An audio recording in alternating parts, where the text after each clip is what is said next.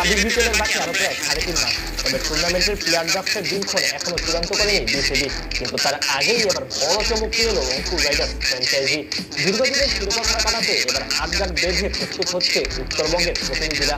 এমনকি এরই মধ্যে রংপুর বরিশালকে টানা 2বার চ্যাম্পিয়ন করা ইংলিশ ব্যাটারকে নিজেদের দলে টেনে নিল বসুন্ধরা গ্রুপের ফ্র্যাঞ্চাইজিটি।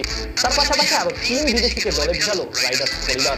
বিপিএলে পেশাদারিত্বের দিক থেকে বরাবরই এক ধাপ এগিয়ে থাকে রংপুর রাইডার্স।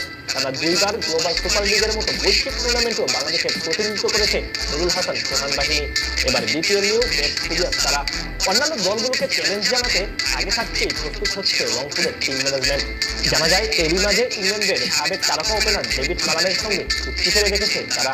গত 2 সিজন ধরে ফরচুন বরিশালের হয়ে খেললেও এবার তাকে দেখা যাবে রংপুরের ডাগ আউটে। বিপিএলে এখন অব্দি 5টি দলের হয়ে খেলা এই বাহাতি ব্যাটার এখন পর্যন্ত 37 ম্যাচে করেছেন 1185 রান, যেখানে গড় প্রায়